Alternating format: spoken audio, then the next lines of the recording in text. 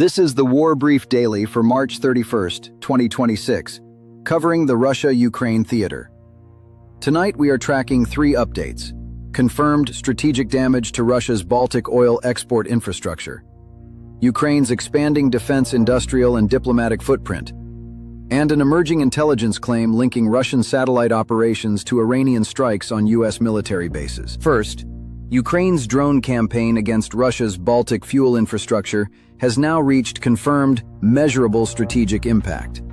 Over a sustained series of strikes, Ukraine hit 3 critical nodes. The Ust-Luga oil terminal, Russia's largest Baltic petroleum export hub, was struck March 25th, forcing operations to halt. The port of Primorsk was hit March 22nd.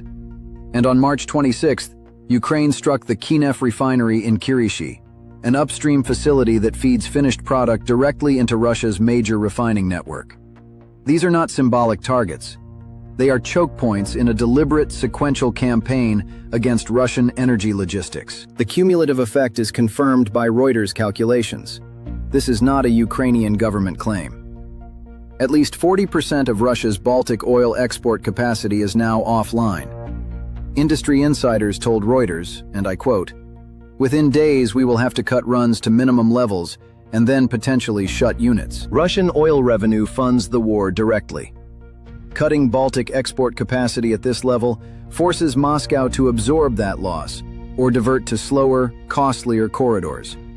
Either way, this degrades the Kremlin's ability to sustain operational tempo. The damage is measurable in real time. Second, Ukraine is simultaneously executing a diplomatic and industrial offensive. On March 30th, Ukraine and Bulgaria signed a 10-year bilateral defense agreement, covering joint production of drones and military systems on both countries' territory.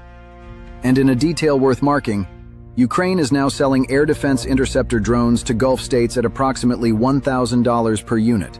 Ukraine started this war as an aid recipient. It is now an arms exporter selling battlefield-tested technology to motivated buyers. That is a significant strategic shift. Third, an emerging claim that requires close attention, but must be clearly labeled unconfirmed.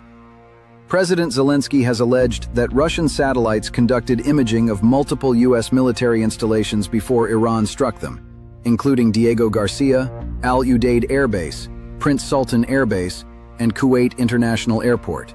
The Council on Foreign Relations noted that, if accurate, it is surely no coincidence that Iran targeted many of these same facilities. This remains a single-source claim attributed to Zelensky.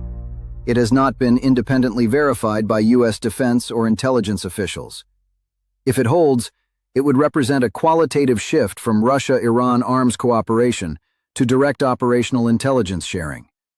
That is a fundamentally different threshold. Watch for satellite confirmation of damage at Ust-Luga and Primorsk. Watch for Russian retaliatory strikes on Ukrainian energy infrastructure. And watch for any U.S. intelligence response to the satellite reconnaissance allegation. That is the story most likely to break in the next 24 to 48 hours.